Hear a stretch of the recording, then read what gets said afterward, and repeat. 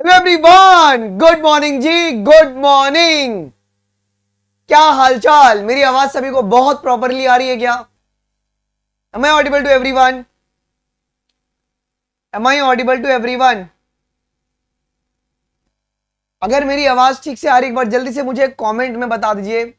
बेटा जी, आज हम लोग करने वाले हैं सेकेंड लास्ट चैप्टर का प्रैक्टिस, जिसका नाम है इकोसिस्टम।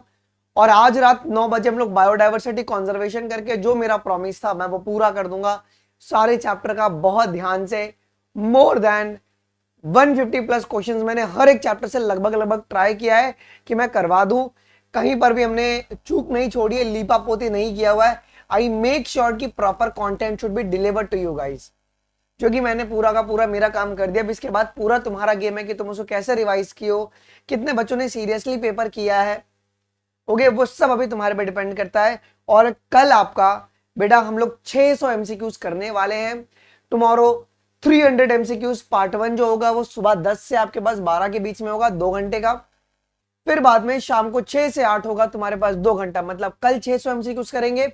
उसके बाद हम लोग अगले दिन 4 तारीख को अगर आप बात करोगे तो सुबह 4 से 6 हम लोग क्लास 11th की 300 एमसीक्यूज करेंगे। और उसके बाद 7 से 9 हम लोग क्लास 12th की 300 एमसीक्यूज करके लास्ट में तुमको छोड़ दूंगा। जाओ, जो करना है जा सिमरन जा वाला हाल कर दूंगा तुम्हारा मैं। ठीक है, तुम्हारा कॉन्फिडेंस आना चाहिए। The main reason is confidence. Okay, तुम मेरे को देख रहे हो, मेरे आंखों के नीचे काला पड़ गया पूरा, बट ठीक है, कोई दिक्कत की बात नहीं। कल तक की बात है, कल के बाद तो कोई नहीं है। ओके, कोई किसी को नहीं जानेगा। अल्टीमेटली भैया नीट में सवाल आना चाहिए। ओके, इतना मेहनत हम लोग क्यों कर रहे हैं? Why we are practising so much? इसका मेन रीजन ये है कि भैया नीट में डायरेक्टली सवाल आना है। मुझे ऐसा नहीं चाहिए कि यार ऐसा नहीं ऐसा होगा, नहीं, एग्जैक्टली वही सवाल चाहिए मुझे मेरे मॉड्यूल में से सवाल चाहिए। बहुत मेहनत लगा के मॉड्यूल बना रहे हैं हम लोग। ठीक है, it is one of the toughest task ever, because बड़ी बड़ी इंस्टीट्यूट में अलग से टीम बैठती है, वो बनाती है, उनके पास अच्छा खासा फंड होता है। हम लोग के पास हमें खुद ही हमें टीम है और हमें कोई सब बनाना है। ठीक है, चलो आइए जी। तो बायोलॉजी का तो अब टेंशन नहीं है ना, पक्का नहीं है अभी यार। कल जो हम 600 क्वेश्चन करेंगे ना, जो कल 600 क्वेश्चन करेंगे, that will be the game changer. वो तुम्हारी पूरी प्रिपरेशन को ट्रैक कर देगा। जो कल अपन 600 क्वेश्चंस करने वाले ना, वो पूरी प्रिपरेशन को ट्रैक करेगा। ओके डन, चलो आ जाओ। मैं मेरे हॉट सीट पे विराजमान हो जाता हूं। अब देखो, इकोसिस्टम में ना डीकंपोजिशन और इकोलॉजिकल पिरामिड से 101%, यही से स्टैंडिंग क्रॉप और स्टैंडिंग स्टेट वाला क्वेश्चन आता है, जो कि नीट में हर साल ही आता है। ओके, ज्यादा क्वेश्चन आज नहीं है, आज ज्यादा क्वेश्चन इकोसिस्टम का नहीं है। ओके, बिकॉज बहुत सारा टॉपिक इसमें से कट चुका है। 137 ही एमसीक्यूज है, 137 एमसीक्यूज है। मेरे को लग रहा है 1 घंटे से भी कम समय में हो जाएगा। ये घंटे में हो जाएगा बेटा, ठीक है ना। 12 बजे मैं तुमको छोड़ दूंगा। ओके, हाँ 600 क्वेश्चन पूरा है। क्लास 11 क्लास 12 दोनों है, दोनों है। कल तो दोनों है, कल दोनों है बेटा। सर आपका सेम पेपर दूसरे चैनल से ले रहे हैं, कौन ले रहा है भाई? कौन ले रहा है? थोड़ा मुझे नाम तो बताओ ना, कोई है ऐसा? यार ठीक है यार, अब क्या ही बोलूंगा, मैं कुछ बोलूंगा नहीं यार। देखो, मेरा पेपर यूज करो, कोई दिक्कत की बात नहीं, बट एटलीस्ट बता दिया करो यार कि यार नाम मेरा क्या है, ये सवाल, ये जो पेपर है ये अनमोल सर का पेपर है, we are trying to solve it. Okay, हाँ हम 1200 एमसीक्यूज वही करने वाले हैं ना। ओके चलो आ जाओ जी। तो should we start now? Should we start now? Should we start now? Yes, अगर शुरू करना है तो एक बार जल्दी से कमेंट सेक्शन में बता दो। एक मिनट, तुम्हारा कमेंट ही नहीं दिख रहा है मुझे। ओके चलो आइए जी। तो आइए शुरू करते हैं बेटा। सबसे पहले अपन 137 एमसीक्यूज यहाँ पे भी निपटाने वाले हैं। ओके, पहला सवाल देखो क्या कह रहा है। हाँ बस ठीक है, बातें नहीं करते हैं जी।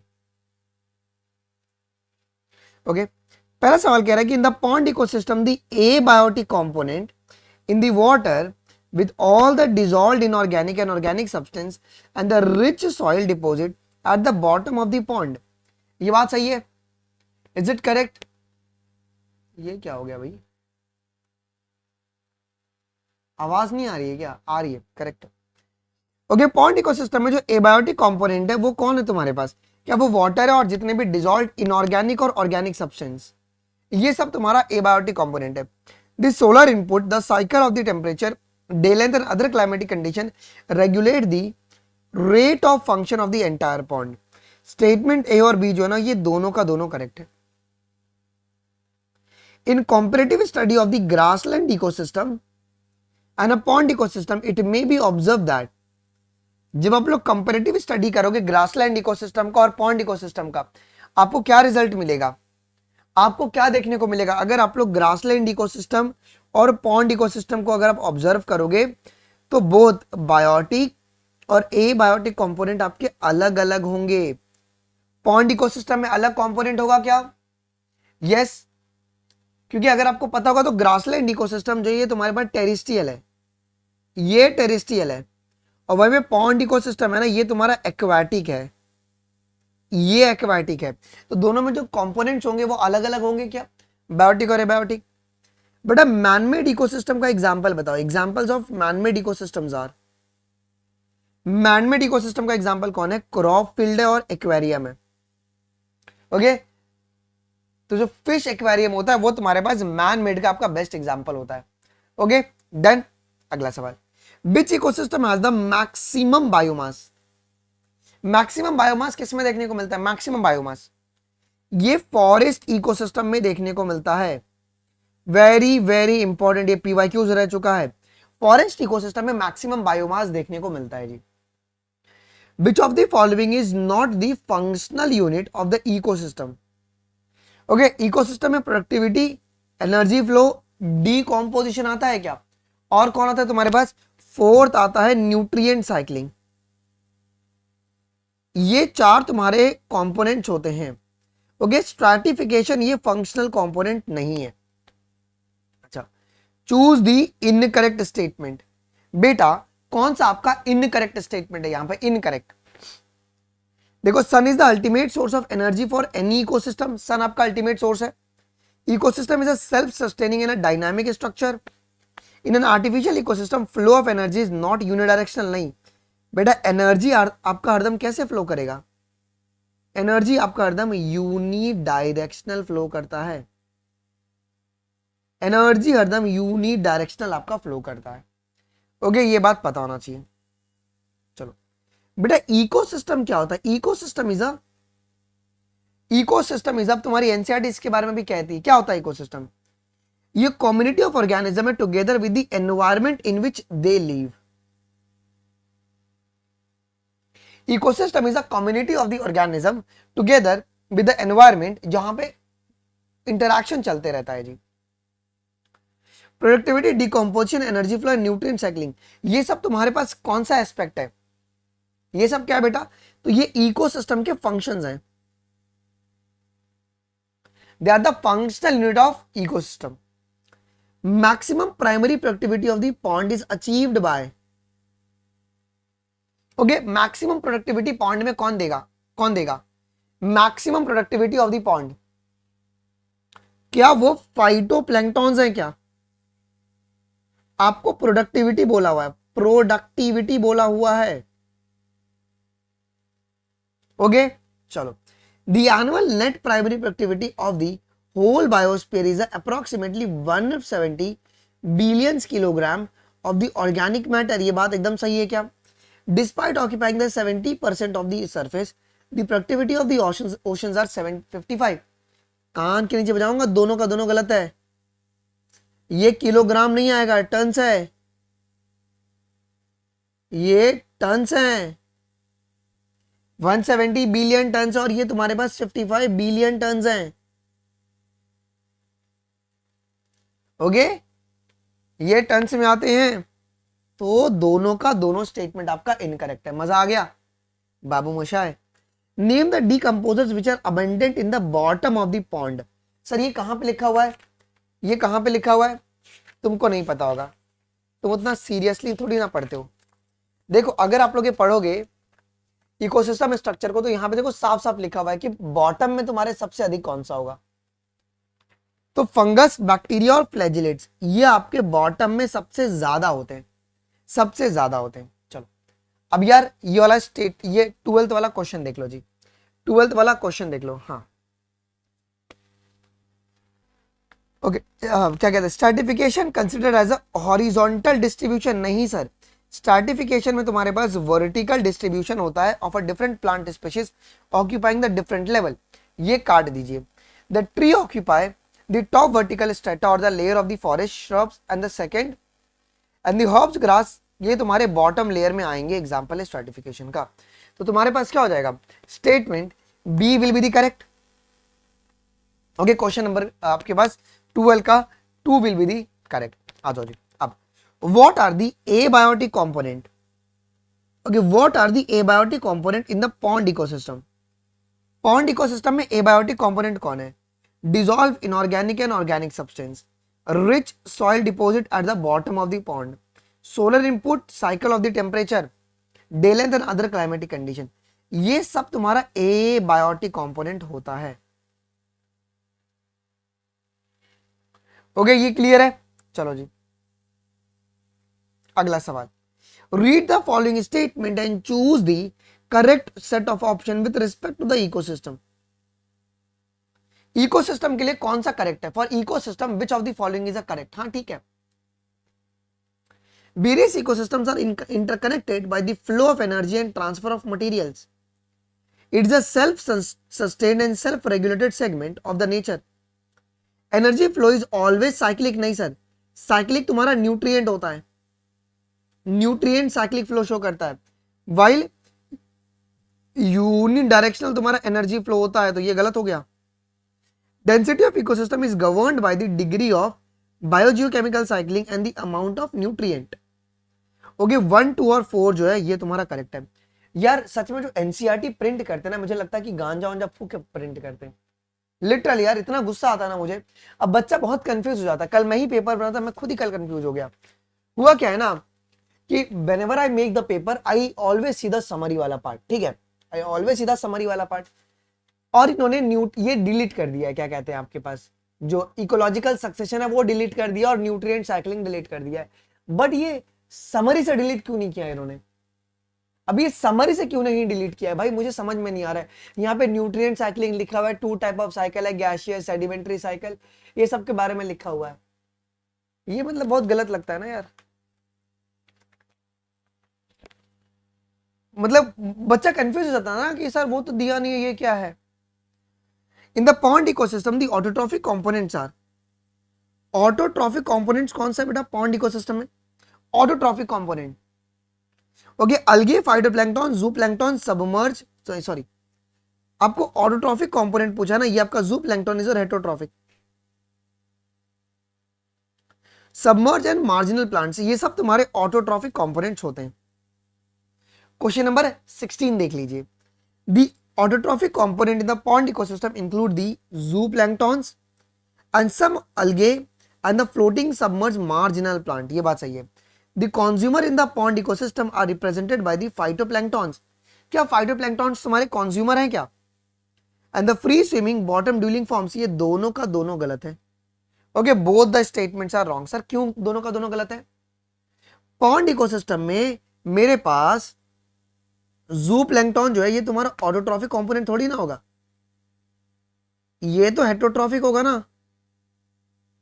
और फाइटोप्लैंक्टन जो है ये तुम्हारा ऑटोट्रॉफिक कंपोनेंट होगा। उल्टा कर दिया इसमें इन्होंने, ठीक है।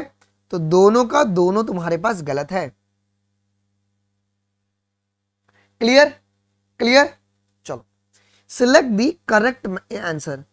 कौन सा आंसर आपके पास बेटा जी यहां पे करेक्ट है? कौन सा आंसर करेक्ट है यहां पे? सुनो, interaction of the biotic and abiotic component results in a physical structure that is a characteristics of each type of ecosystem। ये correct है। Identification and enumeration of the plant and animal species of a ecosystem, ये stratification ये आपका species composition के बारे में बात करता है कि कितने species तुम्हारे पास present है। तो only one is a correct। बेटा stratification क्या होता है? stratification क्या होता है? What do you mean by stratification? तो vertical distribution of the different species occupying the different level. चलो क्वेश्चन नंबर 19 देख लो। क्वेश्चन नंबर 19 देख लीजिए। से नालायक बच्चे ना, मैं क्या बताऊं, एक मिनट रुको यार इसको। A constant input of the solar energy is the basic requirement for any ecosystem to function and sustain. उनको पता है क्लास चल रहा है। हाँ ये सबके लिए वैलिड है। सीवीटी, मैं सीवीटी की प्रैक्टिस लेकर आऊंगा, टेंशन मत लो। A constant input of the solar energy is a basic requirement for any ecosystem to function and sustain. ये बात सही है। Autotrophs is a producer which uses the solar energy for the synthesis of food. तो solar energy तुम्हारे पास ये basic requirement है, because क्यों, ये तुम्हारे पास जो भी ऑटोट्रॉफ्स हैं, जो प्रोड्यूसर्स हैं, वो डायरेक्टली सोलर एनर्जी पे डिपेंडेंट होते हैं। The two component of the ecosystems are, कौन है दो कंपोनेंट्स वो, एक है बायोटिक और एक है एबायोटिक कंपोनेंट। ये दो कंपोनेंट है ना, ये दो कंपोनेंट तुम्हारा हो जाएगा। चलो क्वेश्चन नंबर 21 देख लो बेटा। कंज्यूमर यहां पे कौन होगा, जूप्लैंक्टन कंज्यूमर हो जाएगा, डीकंपोजर्स बैक्टीरिया और फ्लैजिलेट्स हो जाएंगे, और ऑटोट्रॉफ्स हमारा फाइटोप्लैंक्टन्स हो जाएगा। The stratification pattern in the community is well illustrated bye, stratification pattern जो है in a community is well illustrated by the forest community. Okay, forest community. Select the correct answer. कौन सा answer एकदम correctly matched है। Conversion of inorganic into the organic material with the help of the radiant energy of the sun by the autotrophs. Consumption of the autotroph by the heterotrophs. Decomposition and mineralization of the dead matter to release them back for reuse. ये सारा जो event है वो कहां पे चल रहा है, ये सब एक इकोसिस्टम में चल रहा है क्या, ये सारी इवेंट आपकी इकोसिस्टम में चलती है जी। चलो match the column. Terrestrial ecosystem grassland, aquatic estuaries, man made is your aquarium. Done. चलो क्वेश्चन नंबर 25 देख लीजिए क्या कह रहा है। The component of the ecosystem cannot be the function as the unit when we consider energy flow। नहीं sir, ये होगा कि नहीं होगा, it will be the ये तुम्हारे पास as a function की तरह देखा जाता है, it can be seen to the function। गाड़ दो। pond is a small self sustainable unit of the ecosystem but it cannot be example of to explain the complex। Sir it can be the example। हम लोग pond ecosystem का example देके तो पूरे ecosystem को explain करते हैं, तो दोनों का दोनों स्टेटमेंट तुम्हारा इनकरेक्ट है। How many of the given ecosystems are a natural and the manmade ecosystem respectively. Natural और मैनमेड कितना है, देखो अगर हम नेचुरल के बारे में बात करेंगे तो एक फॉरेस्ट आपका नेचुरल है, फॉरेस्ट नेचुरल है, ग्रासलैंड नेचुरल है, रिवर आपका नेचुरल है क्या, ओके, ईस्चुरी और लेक्स आपके ये नेचुरल है, ओके, ये आपके पास नेचुरल है। फिर बाद में क्रॉप फील्ड, फिशरी टैंक और एक्वेरियम जो है ये तुम्हारा मैनमेड इकोसिस्टम आपका हो जाएगा जी। डन। तो 5 and 3 इज योर करेक्ट। अगला असर्शन देखो क्या कह रहा है। Assertion, autotrophic component include the phytoplankton, some algae and the floating submerged and marginal plant found at the edges। ये सही है। The decomposers of the fungus, bacteria and flagellates especially abundant on the, ये surface पे होते हैं क्या, नहीं sir, ये कहां पर मिलेंगे आपको, ये बॉटम पे मिलेंगे। अभी आपने देखा ये सब एनसीईआरटी में लिखा हुआ है, देखो ये आपका बहुत अच्छे से मैंने अभी दिखाया था आपको, ये बॉटम में मिलते हैं, सरफेस पे कभी भी नहीं मिलेंगे। रीजन तुम्हारा इनकरेक्ट है। असर्शन ट्रू है बट रीजन तुम्हारा इनकरेक्ट है। Manmade ecosystem is a artificial ecosystem which relies on the human efforts, है ना, वो ह्यूमन पे डिपेंडेंट है क्या। Manmade have almost less diversity and they have the simple food web, okay, simple food web भी follow करता है, वो 10 स्टेटमेंट इज करेक्ट। बेटा प्राइमरी प्रोडक्टिविटी किस पे डिपेंड करता है, प्राइमरी प्रोडक्टिविटी जो है वो किस पर डिपेंड करता है, प्राइमरी प्रोडक्टिविटी, ये availability of nutrient and photosynthetic capacity of the plant, इन पर डिपेंड करता है। क्वेश्चन नंबर 30 देख लीजिए। NPP is a greater than the GPP, नहीं बेटा, जीपीपी तुम्हारा ज्यादा होगा ना, NPP is a lesser than the GPP, ये काट दो। A part of NPP goes waste during the respiration, नहीं सर, ओके, एनपीपी का पार्ट होता है क्या वो, क्या वो एनपीपी का पार्ट है, नहीं सर, जीपीपी का पार्ट है ना वो, जीपीपी माइनस ये होता है ना, एनपीपी क्या होता है, जीपीपी माइनस आर होता है ना, तो जीपीपी माइनस आपको आर देखने को मिलता है। सो दोनों का दोनों तुम्हारा इनकरेक्ट है, बोथ आर इनकरेक्ट, ठीक है। चलो आ जाओ जी। The given statement and select the correct option। कौन सा ऑप्शन तुम्हारा यहाँ पे बेटा करेक्ट है? Which of the following is a correct option? The amount of biomass और organic matter produced per unit area over the time period in the plant during the photosynthesis is called primary production, ये correct है। Gross primary productivity of the ecosystem is a rate of production of organic matter during photosynthesis. और productivity जो है वो grams per year और kilo calorie per meter square पर year में नापते हैं क्या? Yes sir. NPP is available biomass for the consumption to the heterotrophs. ये सारे के सारे तुम्हारे पास करेक्ट स्टेटमेंट हो जाएंगे, ये बहुत इंपॉर्टेंट है, नीट में आपका डायरेक्टली आ सकता है। चलो, how much of the net NPP of the terrestrial ecosystem is eaten and digested by the herbivores? कितना कितना ये लोग लेते हैं, कितना ये लोग लेते हैं? अब यहां पे गलती मत करना है, बहुत ही शानदार सवाल है। ये 10% लॉ, हर एक जो तुम्हारा ट्रॉफिक लेवल है ग्रेजिंग फूड चेन में, वो क्या करेगा? 10% एनर्जी नेक्स्ट ट्रॉफिक लेवल को ट्रांसफर करता है क्या?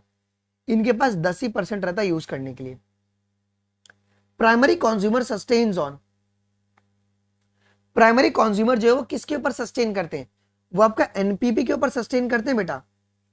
क्या वो आपका एनपीपी के ऊपर सस्टेन करते हैं? नेट प्राइमरी प्रोडक्शन के ऊपर वो सस्टेन करते हैं। Okay, the rate of formation of new organic matter by the deer. अब देखो डियर क्या है? डियर हेट्रोट्रॉप्स है क्या? हेट्रोट्रॉप्स के द्वारा जो ऑर्गेनिक मैटर अगर बनेगा, इसे क्या बोलेंगे अपन?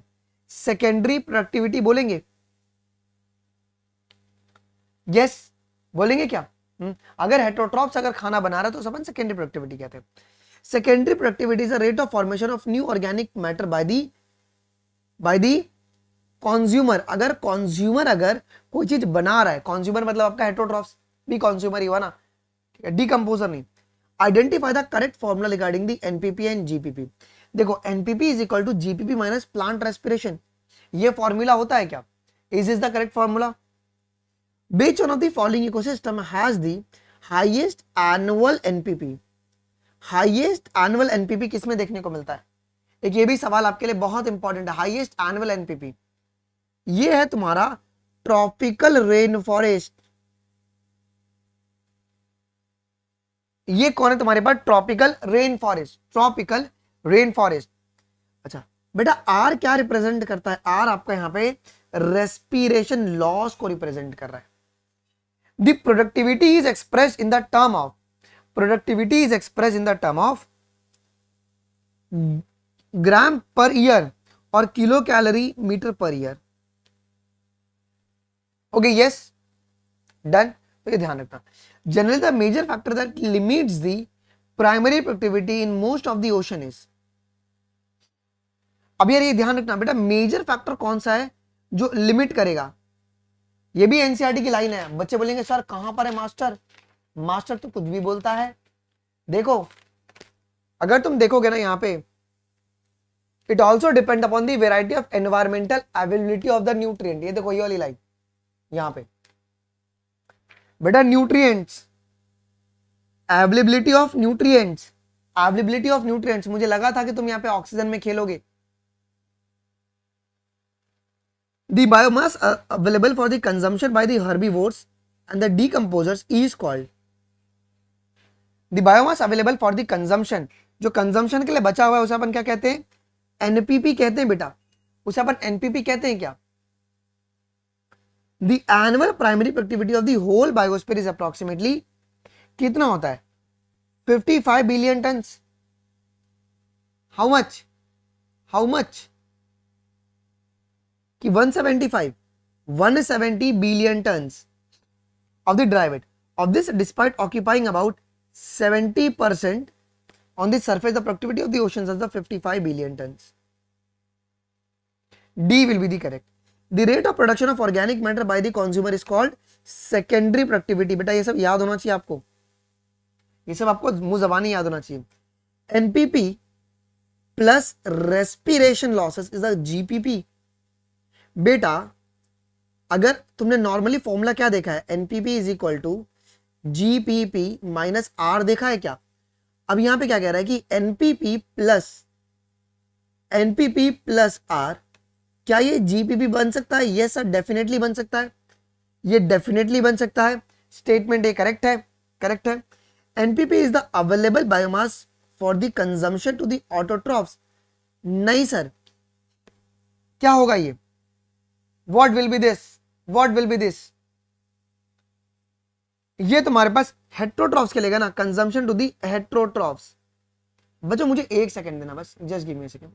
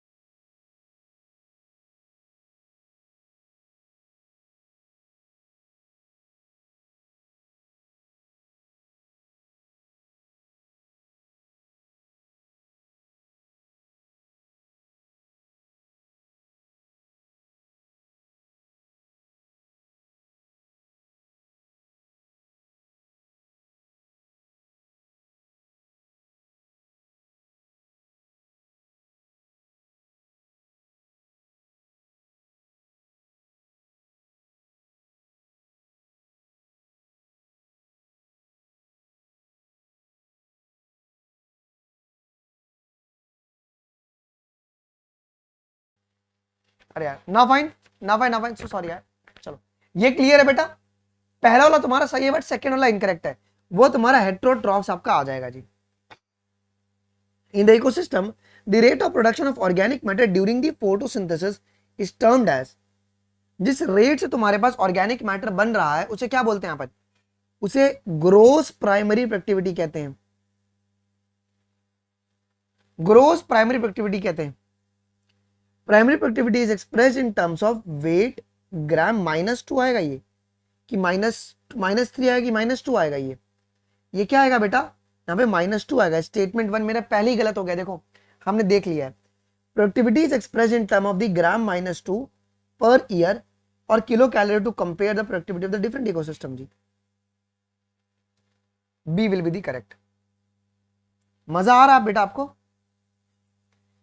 Statement A, the primary production is defined as the amount of biomass और organic matter produced per unit area over a time period by the plant during the photosynthesis. क्या ये बात सही है? लेजिड है? Yes sir. A constant input of the solar energy is the basic requirement for any ecosystem to function and sustain. तो both the statement are correct. Both the statements are correct. What type of pyramid would be obtained with the following data? अब देखो कौन सा pyramid मिलेगा। यहां पे primary producer जो है ना, देखो वो कितना दिया हुआ है, वो है 763 ग्राम पर मीटर स्क्वायर, और प्राइमरी कंज्यूमर जो है वो है 48, और तुम्हारा जो सेकेंडरी कंज्यूमर है वो है 2.6। तो ये अपराइट पिरामिड होगा क्या? अब देखो ग्राम्स दिया है ना, तो ये तुम्हारे पास बायोमास हो जाएगा, या अपराइट पिरामिड ऑफ बायोमास हो जाएगा, एनर्जी नहीं होगा बिकॉज ग्राम दिया हुआ है। अगर किलो कैलोरी दिया होता तो ये तुम्हारे पास एनर्जी का पिरामिड हो जाता। समझे आप लोग? समझे आप लोग? समझे? तो ये पिरामिड ऑफ बायोमास दिया हुआ है आपको।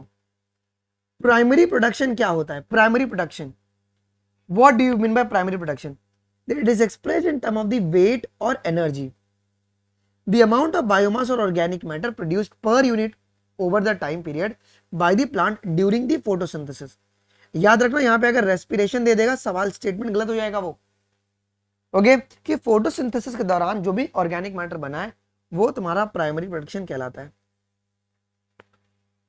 The relation to the GPP and the NPP of the ecosystem, which one of the following statement is a correct? Okay कौन सा स्टेटमेंट तुम्हारा यहां पे करेक्ट है?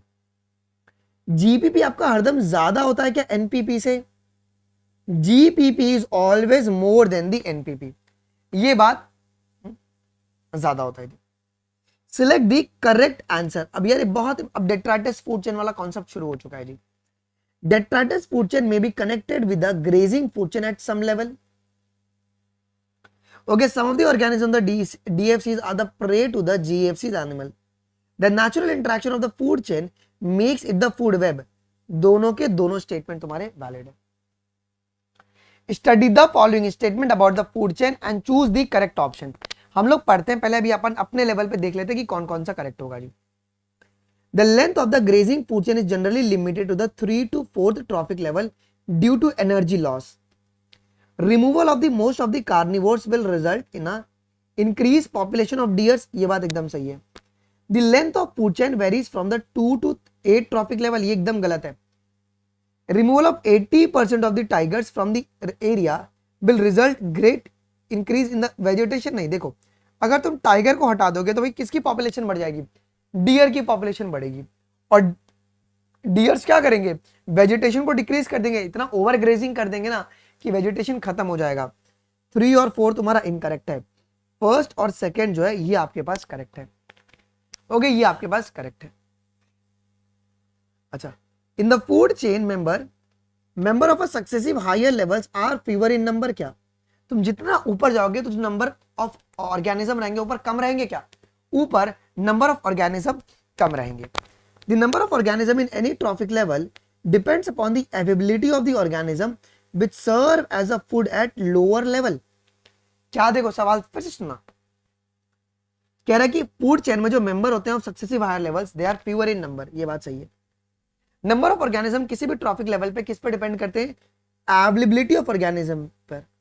विच serve as a food at the lower level. जो lower level की organism रहेगी वही तो एनर्जी ट्रांसफर करने वाली है. ओके, क्वेश्चन नंबर 54 देख लीजिए. 54 देख लीजिए. Each trophic level has a certain mass of the living material at a particular time. इसे floating crop नहीं कहते. इसे क्या कहते हैं बेटा? इसे अपन standing crop कहते हैं. काटो. Standing crop is measured as the mass of living organism or the number of unit number in a unit area. तो स्टेटमेंट ए तुम्हारा इनकरेक्ट है, बी तुम्हारा करेक्ट है. स्नेक तुम्हारे पास फ्रॉग के ऊपर फीड करता है. Havoc feed on the snake.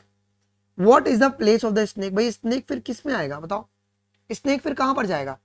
Snake तुम्हारा सेकेंडरी कंज्यूमर कहलाएगा, बिकॉज स्नेक फ्रॉग के ऊपर फीड कर रहा है. ओके, और हैवॉक फीड करेगा स्नेक के ऊपर, मतलब हैवॉक तुम्हारा टॉप कार्निवोरा हो गया. फिर इस केस में तो बीच में सेकेंडरी कंज्यूमर कौन बचा? आपका ये स्नेक बच गया. Okay, which type of food chain is represented by the following example? Dead animal. Dead animal से कौन सी फूड चेन शुरू होती है बताओ? Detritus food chain.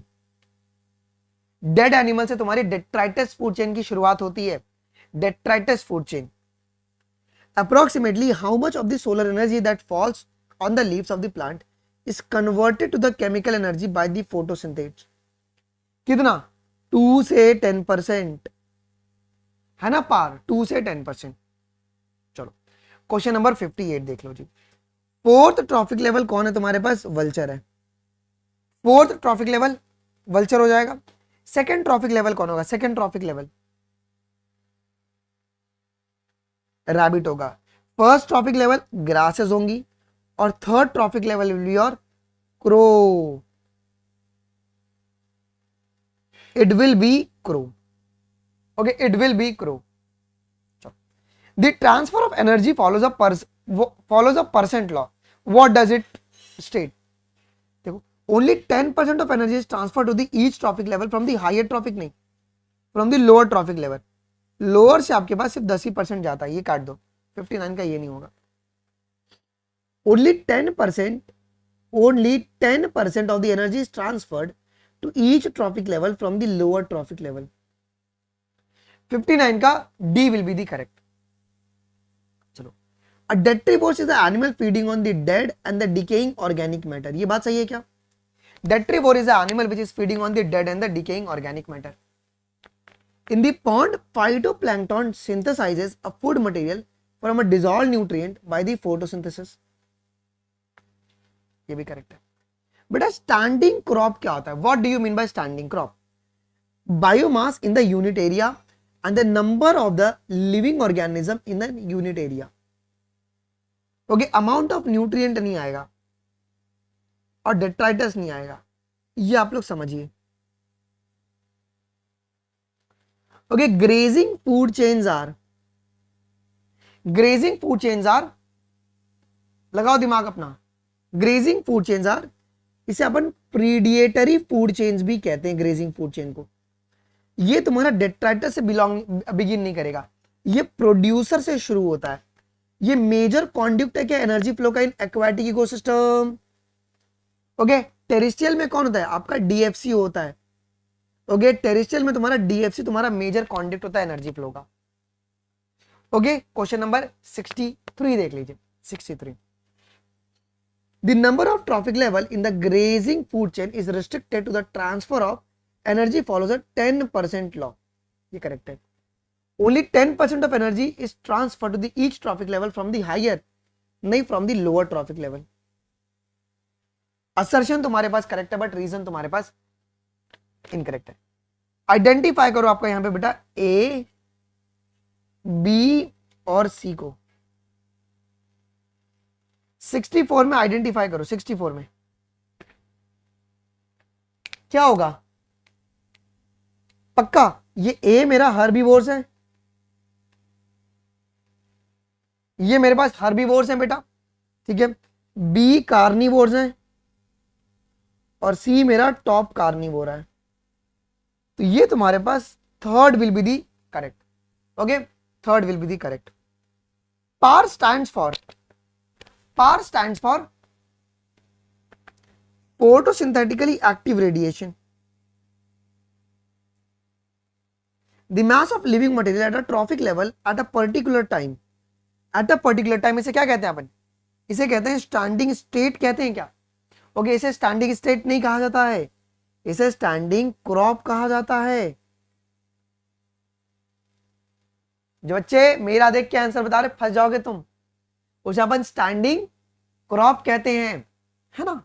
चलो, plant capture only 2 to 10% of the power and this small amount of energy sustain the entire living world. ये correct है। Less than 50% of the incident solar energy is photosynthetically active radiation. ये भी बात सही है, but क्या reason आपका explain कर रहा है, क्या रीजन आपका एक्सप्लेन नहीं कर रहा है दोनों करेक्ट। लेस देन 50% जो इंसिडेंट सोलर एनर्जी का वो फोटोसिंथेटिकली तुम्हारा एक्टिव रेडिएशन है, ये करेक्ट, बट एक्सप्लेन नहीं कर रहा है। Most animal that live in the deep oceanic waters are, वो तुम्हारे पास जो डीप ओशनिक वाटर में रहते हैं उसे अपन डेट्रीवोर्स कहते हैं।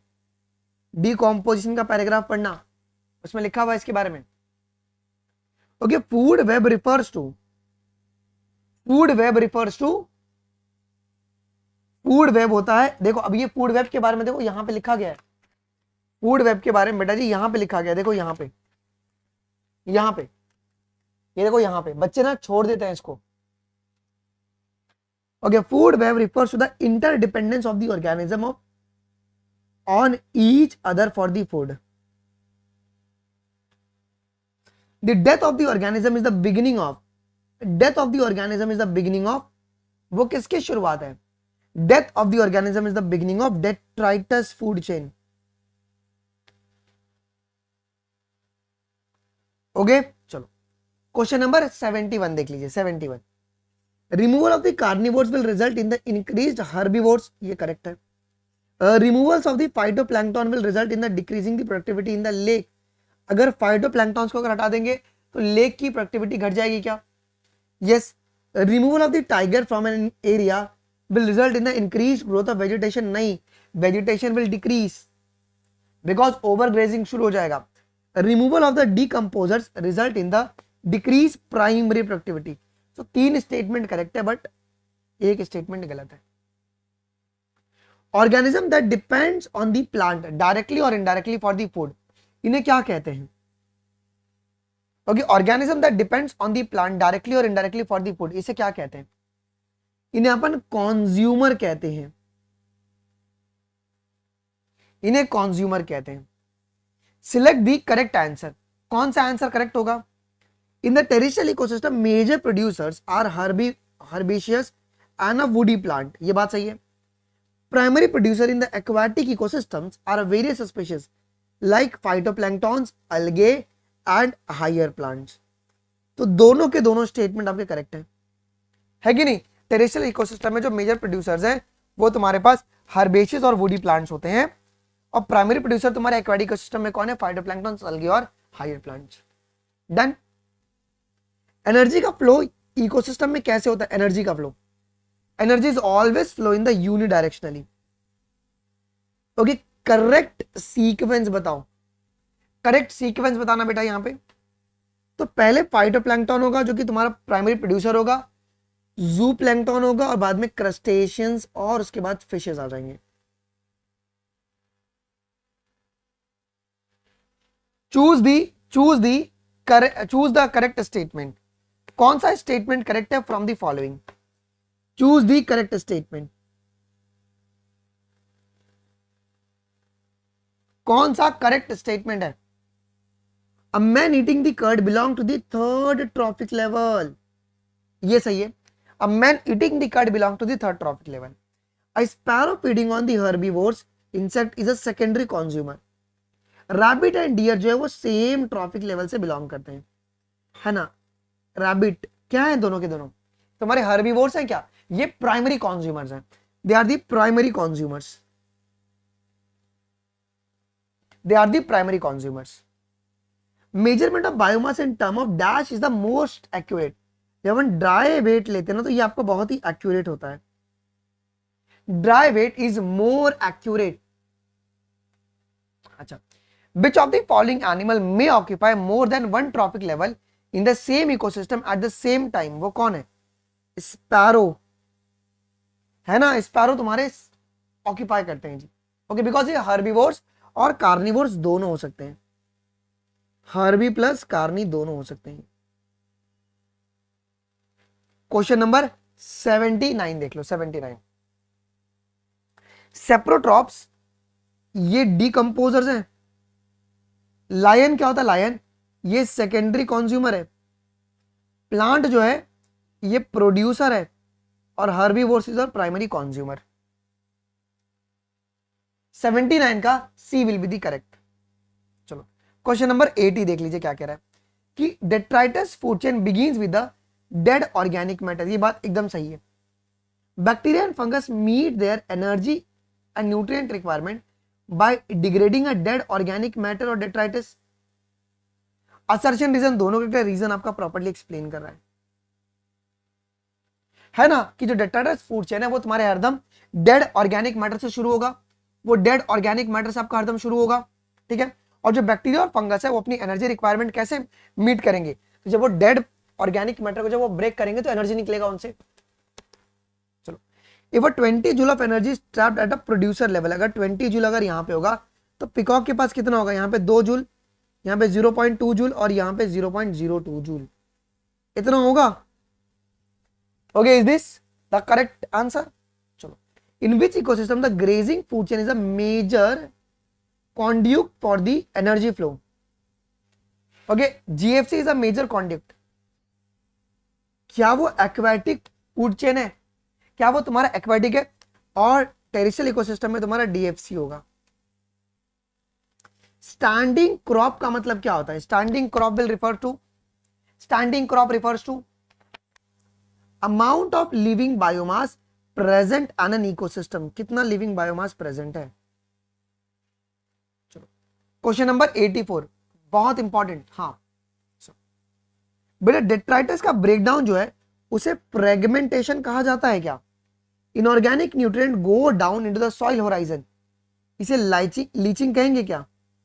Detritus is broken by the bacteria and fungus, इसे क्या बोला जाएगा? इसे कैटाबॉलिज्म बोला जाएगा। फॉर्मेशन ऑफ द कोलॉइडियल मैटर्स, इसे ह्यूमिफिकेशंस कहते हैं। रिलीज ऑफ ऑर्गेनिक मैटर, इसे अपन मिनरलाइजेशन कहते हैं। तो C will be the correct answer. Okay, C will be the correct answer. यार ये ऐसे बच्चे हैं ना, मैं क्या बताऊं।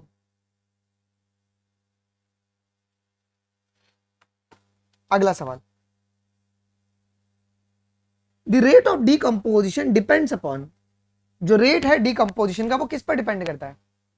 The rate of decomposition depends upon temperature, soil moisture and soil pH and chemical composition of detritus.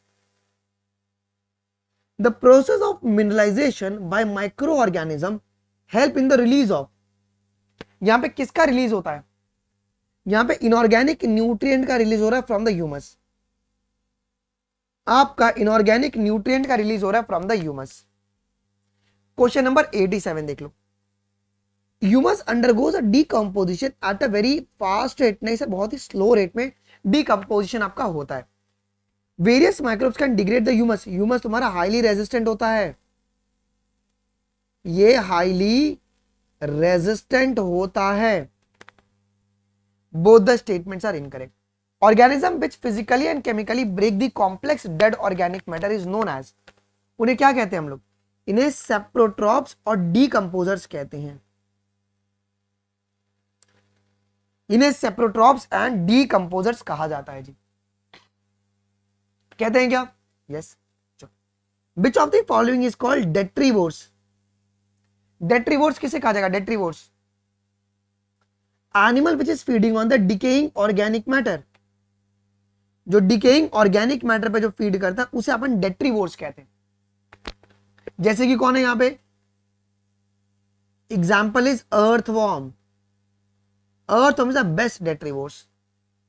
A detrivorous animals of the economic importance is, क्या वो अर्थवॉर्म है क्या? अभी जैसे मैंने बताया अर्थवॉर्म है।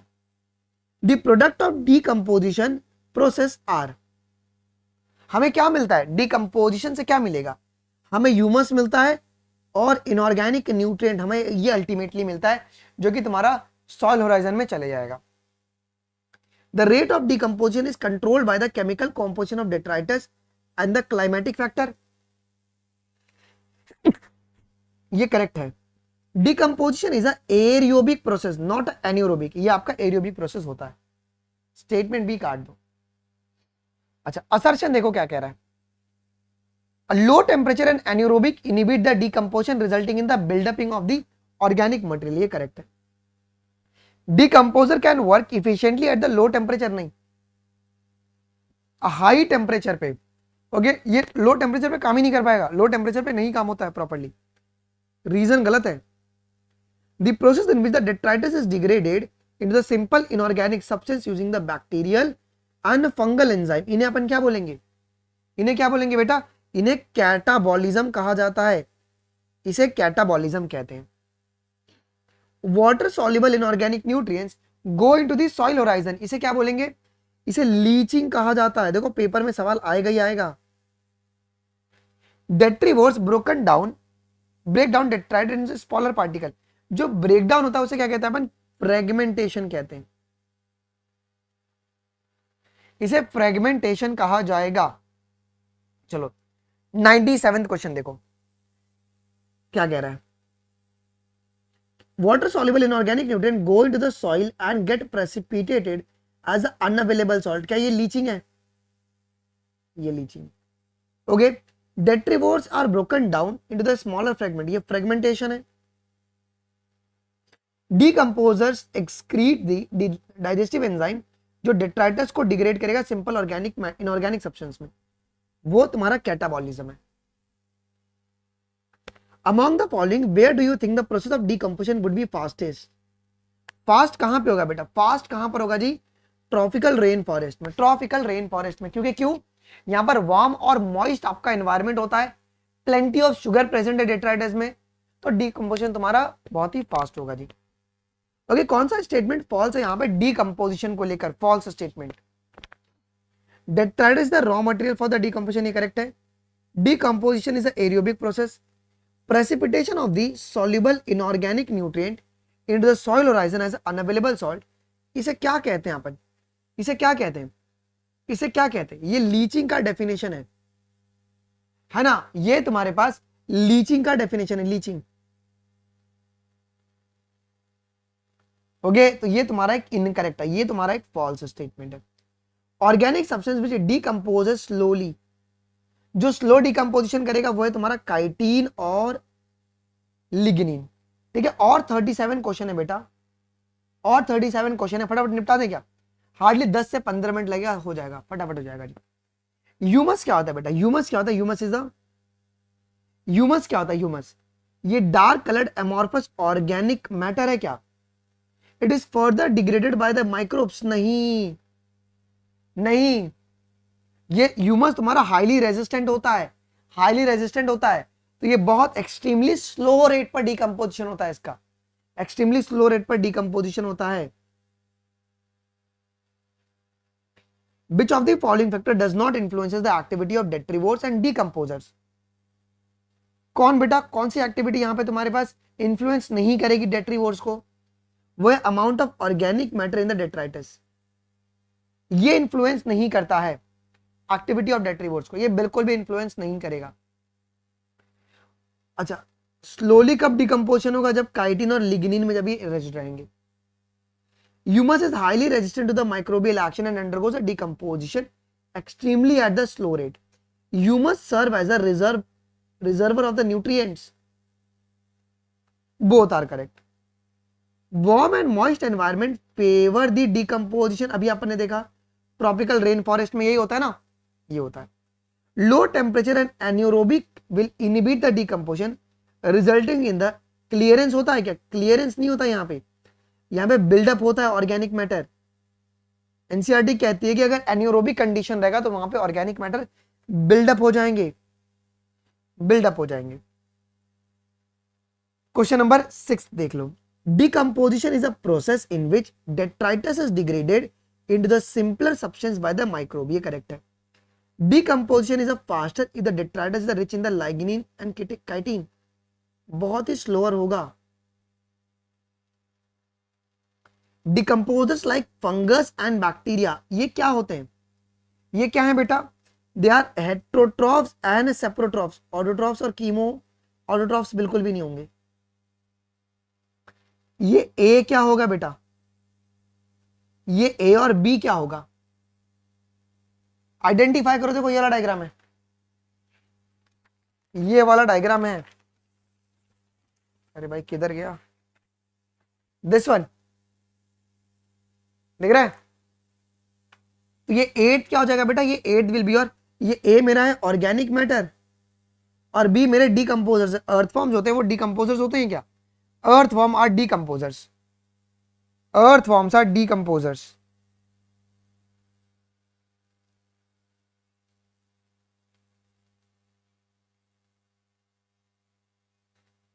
एक सेकंड बेटा,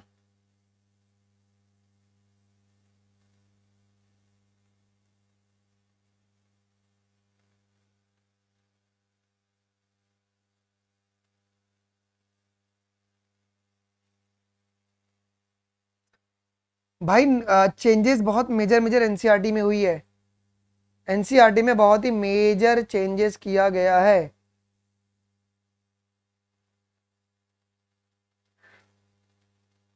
बहुत मेजर बदलाव। पहले कुछ ही चेंजेस निकले हुए थे ना, तो मेरी जो टीम अभी रिसर्च कर रही थी उन्होंने मुझे फाइनल पीडीएफ भेज दिया है। अराउंड बायोलॉजी में अगर तुम देखोगे तो बायोलॉजी में है 10 चेंजेस। बायोलॉजी में टोटल 10 चेंजेस इज देयर और केमिस्ट्री में एक चेंजेस हैं। पुरानी एनसीईआरटी के हाइड्रोकार्बन पे पेज नंबर 302 पे मेल्टिंग पॉइंट जो दिया हुआ था उसको अपडेट किया गया है। Melting point has been updated. आवाज आ रही है मेरी? ओके यस, कुछ मेजर चेंजेस हुई थी तो फाइनली अभी आ गई है। मैं इस क्लास के बाद है ना उसके बाद डेडिकेटेड वीडियोस बना दूंगा। लैग हो रहा है क्या? नहीं lag, no lag is there भाई। No fine no fine no fine no fine. चलो आ जाओ, अभी ठीक है, आ जाओ अभी ठीक है। आगे सुनो, क्वेश्चन नंबर 9 देख लेते हैं बेटा। क्वेश्चन नंबर 9 ठीक है, अभी ठीक है ना, कोई दिक्कत। The process by which water soluble inorganic nutrient go down into the soil horizon and get precipitated as the unavailable salt is called leaching। इसे लीचिंग कहा जाता है। ये बात एकदम सही है। The enzymatic process by which the degraded detritus is converted into the simple inorganic substance is called catabolism। तो दोनों का दोनों स्टेटमेंट तुम्हारा करेक्ट है जी। ओके टोटल बेटा आपके पास 12-13 चेंजेस हैं, 12 to 13। फिजिक्स में कोई चेंजेस नहीं है, केमिस्ट्री में चेंजेस हैं और बायोलॉजी में चेंजेस हैं। इस क्लास के बाद मैं तुमको भेज देता हूं ग्रुप पे पीडीएफ। ओके आइए जी। Arrange the sequential step of the decomposition of the detritus in the ecosystem। sequentially the step of decomposition बताइए। तो पहले तुम्हारा फ्रेगमेंटेशन आएगा, फिर तुम्हारा लीचिंग आएगा, फिर तुम्हारा कैटाबॉलिज्म आएगा और ह्यूमिफिकेशन आएगा और तुम्हारे पास मिनरलाइजेशन आएगा। यस सर, मेरा पैसा भिजवा देते।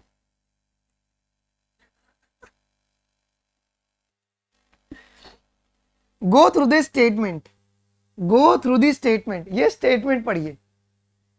ओके क्या पूछा गया कि कौन सा स्टेटमेंट रॉन्ग है आपका, यहां पे कौन सा रॉन्ग है? In the terrestrial ecosystem the maximum energy is present in T1 level. In the grassland ecosystem the pyramid of biomass is a upright. In the pyramid of food, the producer occupy the base. Energy flow in the ecosystem is a bidirectional, नहीं वो unidirectional होता है. In all the green plant of the earth are destroyed and all the animals shall die ultimately. हाँ green plants मर जाएंगे तो भैया animals भी मर जाएंगे. Typical biome जो होता है area which is having the 50 to 100 centimeter of rainfall is a grassland. सिर्फ एक ही statement तुम्हारा यहाँ पे गलत है. Which of the following type of organism occupy the more than one trophic level? बेटा वो fish है, जो fish है वो more than one trophic level को occupy करती है. ये प्राइमरी कंज्यूमर भी है और सेकेंडरी कंज्यूमर भी होती है fishes. Read the statement and select the best option. Pyramid of energy can never be inverted. ये बात एकदम 1,00,000 की बात बोली है सर आपने. और trophic level represent the one species. नहीं सर, एक ट्रॉफिक में मोर देन वन स्पीशीज आ सकते हैं. Saprophyte included in the lower most bar in the. भाई सेप्रोफाइट को एनर्जी पिरामिड में जगह दिया ही नहीं गया. ओके बिल्कुल भी जगह नहीं दिया गया, बिल्कुल भी जगह नहीं दिया गया जी. ओके बिल्कुल भी जगह नहीं दिया गया.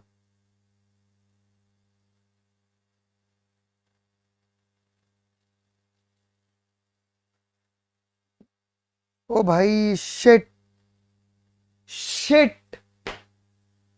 बेटा मुझे तुम लोग ये बताओ, ऑलमोस्ट हमारी जो क्या कहते हैं, हमारा जो यूनिवर्स है वो कितना साल पुराना है बताओ. हमारा यूनिवर्स कितना साल पुराना है, हमारा यूनिवर्स कितना साल पुराना है बताओ. अभी जो हम लोगों ने परसों सवाल प्रैक्टिस किया था तो अपन क्या बोलते हैं कि सर 20 बिलियन ईयर अगो. हम लोगों ने क्या बोला कि 20 billion year ago. NCERT has updated to almost 13.8 billion year ago. Data पूरा चेंज. अब वो 13.8 बिलियन ईयर अगो माना जाएगा, not at 20.8 billion year ago. जो जो बदलाव मैंने करवाया था वो सब कुछ हो गया. यहां पे लिखा था कि मैंने बताया था ना तुमको लाइव क्लास में कि एनसीईआरटी कहती है कि लेक्टिफरस डक्ट से मिल्क सक आउट होता है. कभी भी नहीं, मिल्क आपका निप्पल से सक आउट होता है, लेक्टिफरस डक्ट से सक आउट नहीं होता है.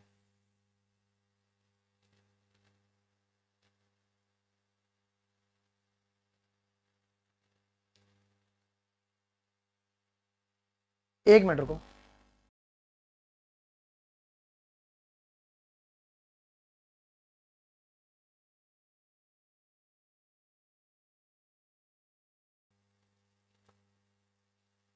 डेटा हैज बीन चेंज बेटा, कंप्लीटली डेटा बदल चुका है. एक मिनट रुको यार, मैं दिखाऊं क्या अभी लाइव क्लास में? दिखा दूं, दिखा दूं बदलाव, दिखा दूं? ये देखो अभी रुको यार, अभी मतलब मैं तो इसके ऊपर एक कंपाइल पूरा वीडियो बनाऊंगा, अभी टेंशन मत लो. ओके देखो यहां पे क्या लिखा है, पुरानी एनसीईआरटी क्या कह रही थी, माता कह रही थी कि द टिब्यूल्स, हाँ mammary ampulla which is connected to the lactiferous duct through which the milk is sucked out. ये लिखा हुआ था जो कि मैंने ये रेज किया हुआ था. अब क्या बोल रहे हैं, and opens at the nipple from where the milk is express during the breast feeding. तो इन्होंने एक ये बदलाव कर दिया. फिर बाद में यहां पे लिखा है कि 20 बिलियन ईयर ओल्ड तुम्हारे पास था. जूम नहीं हो रहा है क्या? अरे यार एक मिनट रुको बेटा, एक सेकंड रुको, just give me a second.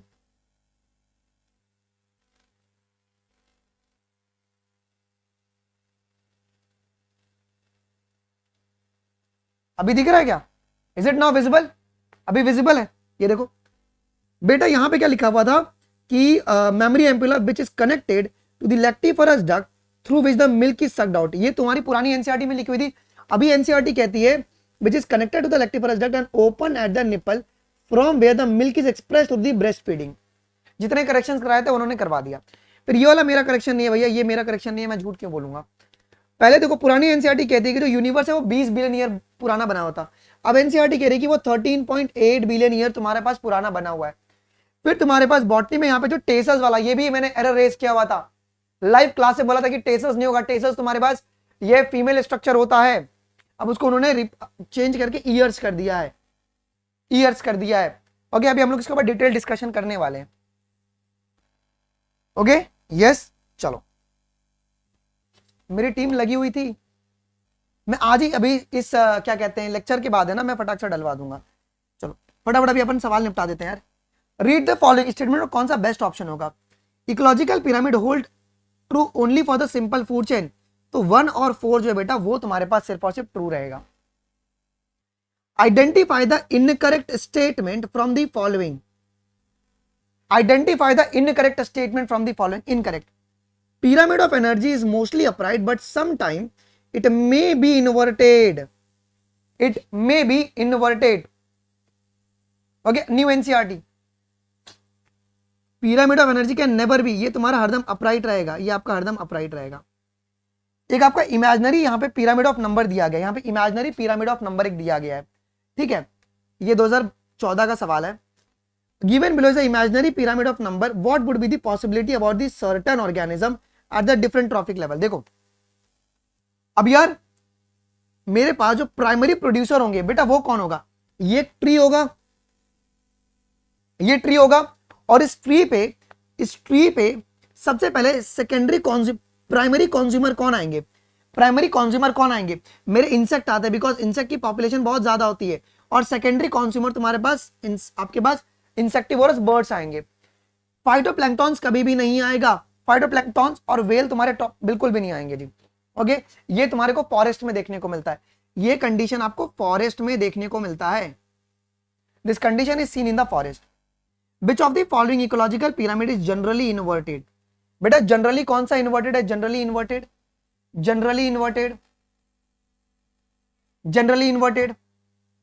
pyramid of biomass in the sea is generally inverted, the upright pyramid of number is absent in, the upright pyramid of number is absent in, किस में absent है बेटा, ये forest में आपका absent है, ये forest में आपका एब्सेंट है। ओके, आपको अपराइट पिरामिड नहीं मिलता, आपको यहां पे क्या मिलेगा जी, इन्वर्टेड मिलेगा। क्यों इन्वर्टेड मिलेगा, क्यों इन्वर्टेड मिलेगा, क्योंकि यहां पे प्रोड्यूसर तुम्हारे पास कम है। ये बच्चों तुम मेरे को गालियां मत देना कि सर ये आपकी मस्ती की वजह से सब हुआ है, मैंने ये मस्ती जो है बेटा वो अक्टूबर में की हुई थी मस्ती, हाँ एनसीईआरटी में फ्लॉस थी, ये मैंने अगस्त में रेक्टिफाई करवाई हुई थी, गलतियां हैं सब। अब ये इन लोग एंड टाइम पे अगर आके चेंजेस कर रहे हैं तो मेरी इसमें कोई गलती नहीं है। ओके, हमारी गवर्नमेंट को, हमारी अथॉरिटीज को शुड बी वेरी फास्ट, ये चीज उनको दिसंबर में ही करके रिलीज कर देना चाहिए था, दे आर डूइंग नाउ। और मैंने बच्चों को टाइम टाइम पे वीडियो बना के बता दिया था कि बच्चों ये सारी चेंजेस होने वाली है। ओके, इस साल ही इंप्लीमेंट होगा। अरे मेरी वजह से कुछ नहीं हुआ यार, अब तुम क्या मैं बताऊं यार। Which one of the following statement for the pyramid of energy is incorrect? Pyramid of energy is incorrect. Okay, it is inverted in the shape. नहीं, ये कभी भी तुम्हारा inverted नहीं हो सकता। Limitation इकोलॉजिकल पिरामिड से क्या क्या होते हैं, इकोलॉजिकल पिरामिड के limitation, it does not take in account of the same species belonging to 2 or more trophic level। Ecological pyramid नहीं लेता। It assumes a simple food chain which does not accommodate the food web। Saprophytes are not given any place in the ecological pyramid। ये बात सारी की सारी सही है। अब बहुत सारे बच्चे भी इसका आंसर गलत बताएंगे, नहीं तुमको बेटा ये वाला डेटा लेना है, ये वाला, ये जो ए है ना वो ये वाला ए। ओके, 10,000 जूल जो है ना ये प्राइमरी प्रोड्यूसर यहां पे आता, प्राइमरी प्रोड्यूसर तुम्हारा यहां पे आता, ये वाला अगर ऐसे एरो देके लिया था तो होता। तो ये ए क्या है बेटा, अब ये बी क्या होगा, this B is your 10 joule. NCERT का तुम देखो लाइन 10 जूल, और जो ये नीचे ए दिया गया था वो तो था आपके पास 1 लाख। ये तुम्हारे पास क्या बेटा जी 1 लाख। डन, मानते हो इस बात को। ओके, तो A will be the correct, यही होगा ना। चलो जी, is it fine, is it fine. Okay चलो, तो ये नीचे वाला ए है, प्राइमरी प्रोड्यूसर तुम्हारे पास कितना है, ये तुम्हारा 10,000 है, ये 10,000 तुम्हारी एनसीईआरटी ने दिया हुआ है, तो ये कितना हो जाएगा आपके पास 1000 जूल, ये सॉरी ये 1000 जूल, और ये तुम्हारे पास 100 जूल। ओके, सी नहीं होगा, सी कैसे होगा जी, एक मिनट रुको, अरे भैया 3 0 नहीं है ना, अरे तुम देखो ना यहाँ पे, सॉरी 10 लाख हो जाएगा, सॉरी 10 लाख है वो 10 लाख है, यहाँ पे 3 0 6 जीरोस है ना, 6 zeros are there, 6 zeros are there, not C नहीं होगा, वो 10 लाख है, सॉरी 1 लाख नहीं, वो 10 लाख है, वो 10 लाख है। एनसीईआरटी कहती है कि जो प्राइमरी प्रोड्यूसर है वो 10,000 है, तो ये 1000 जूल होगा, ये 100 जूल होगा, और ये तुम्हारा 10 जूल होगा, मैंने देखा नहीं ठीक से, ओके यही है, करेक्ट है वो। The pyramid of biomass in sea is generally inverted, ये बात एकदम सही है, असर्शन सही है। Reason, the number of phytoplankton is more than the number of fishes, ये भी सही है, बट रीजन आपका एक्सप्लेन नहीं कर रहा है, रीजन आपका एक्सप्लेन नहीं कर रहा है, reason is not explaining properly. अच्छा, in the given pyramid of energy which of the following can be placed in the first trophic level, पहले ट्रॉफिक लेवल में कौन आएगा बेटा, प्लांट आएगा, plant always come in the first trophic level, ठीक है। There is a certain limitation of the ecological pyramid, it does not accommodate a food web, ये food web को एकोमोडेट नहीं करता, ये लिमिटेशन है भैया, रीजन प्रॉपर्ली एक्सप्लेन करवा रहा है। Okay, which of the following ecological pyramid is always inverted, always inverted कौन सा, ऑलवेज इन्वर्टेड, तो यार pyramid of insect feeding on the big tree, तो प्राइमरी प्रोड्यूसर क्या है, कम है क्या, और कंज्यूमर तुम्हारे ज्यादा है। Pyramid of energy may be upright और इन्वर्टेड, नहीं सर, एनर्जी कभी भी तुम्हारा इन्वर्टेड नहीं हो सकता है, only 10% of energy goes to the next trophic level, सिर्फ 10% एनर्जी तुम्हारे नेक्स्ट ट्रॉफिक लेवल में जाती है। ये क्या रिप्रेजेंट कर रहा है, ये तुम्हारे पास क्या रिप्रेजेंट कर रहा है, 26 pyramid of biomass in water, चलो ecological pyramid that take the same species belong to 2 और more trophic level into the account, हम लोग लेते हैं क्या, यहां पे लेते हैं ecological pyramid do not take the same species belonging to the 2 or more trophic level. In the ecological pyramid, saprophytes are not given any place in the ecological pyramid because they do not play a vital role. Sir ये vital role play करते हैं, they do play the vital role, भाई saprophytes का vital role नहीं है sir, they have the vital roles. Energy at the higher trophic level is always more than the lower trophic level, नहीं सर, lower trophic level में एनर्जी ज्यादा होती है हायर से। Pyramid of biomass in the sea is generally inverted, ये correct है, तो statement A is your incorrect, B is your correct, B is your correct, done. Mister X is eating the curd yogurt for his food intake in the food chain, he should be considered as occupying what, वो क्या ले रहे हैं, what he is eating, वो क्या खा रहे हैं, वो थर्ड ट्रॉफिक लेवल पे आ जाएंगे ना, कैसे आएंगे सर थर्ड ट्रॉफिक लेवल पे, मिल्क तुम्हारा हर्बीवोर्स एनिमल से ऑब्टेन हो रहा है क्या, एनिमल्स हर्बीवोर्स एनिमल से जो कि T2 पे होगा, T2 लेवल पे होगा, और ह्यूमन उसको कंज्यूम कर रहा है, तो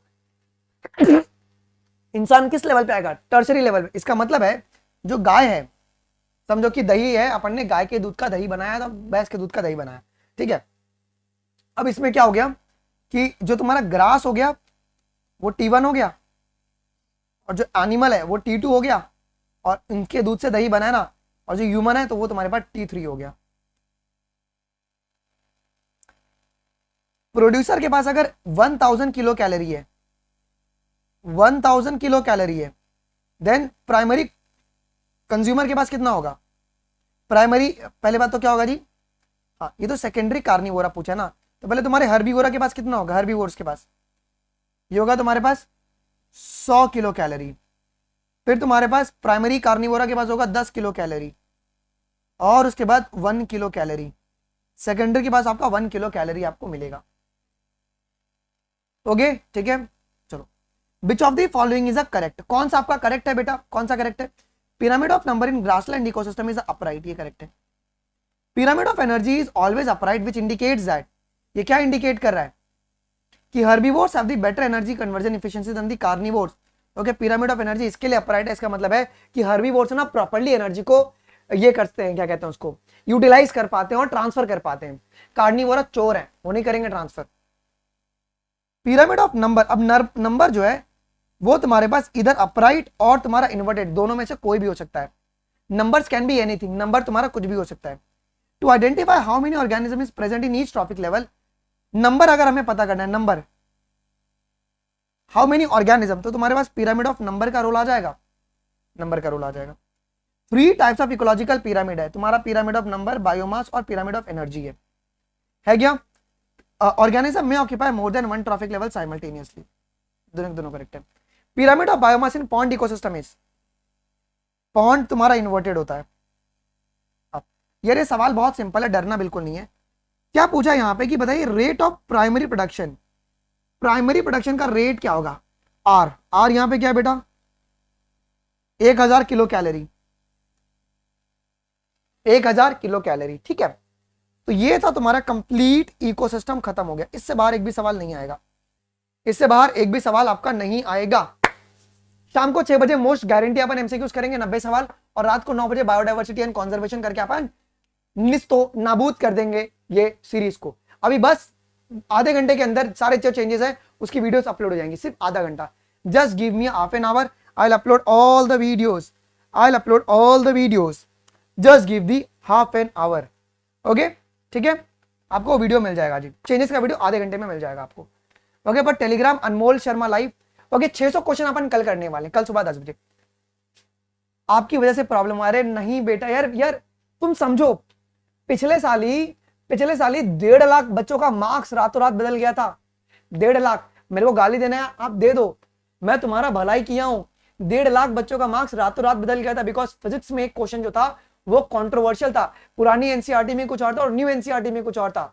तो फिर सुप्रीम कोर्ट ऑफ इंडिया ने क्या बोला कि हम लोग एनसीईआरटी को फॉलो नहीं करेंगे, हम राइट कॉन्सेप्ट को फॉलो करेंगे। आईआईटी दिल्ली ने सोल्यूशन बनाया उसका और बोला कि एनसीईआरटी गलत है, यहाँ पे इसका सोल्यूशन ये होना चाहिए। बच्चों के रातों रात मार्क्स बदल गए। समझ कोई बच्चा बॉर्डर लाइन पे था, उसका मार्क्स बदला, नीचे गिर गया वो सीधा, उसको मेडिकल कॉलेज नहीं मिला। समझ रहे हो, समझ रहे हो, ठीक है। तो तुम लोग मेरे को भले देना, आप दे दो, ओके। बाद में अल्टीमेटली केस अगर जाते तो राइट कॉन्सेप्ट पे माना जाएगा फिर, डन, ओके। नया एनसीईआरटी में तुमको जो जो चेंजेस हुए मैं तुमको अभी डाल दे रहा हूँ वीडियो, 15 में अभी रिवाइज कर लेना, ठीक है। चलो गाइज मिलते हैं अपन अगली क्लास में, अभी के लिए बस इतना ही guys. Thank you, thank you, thank you. जय हिंद।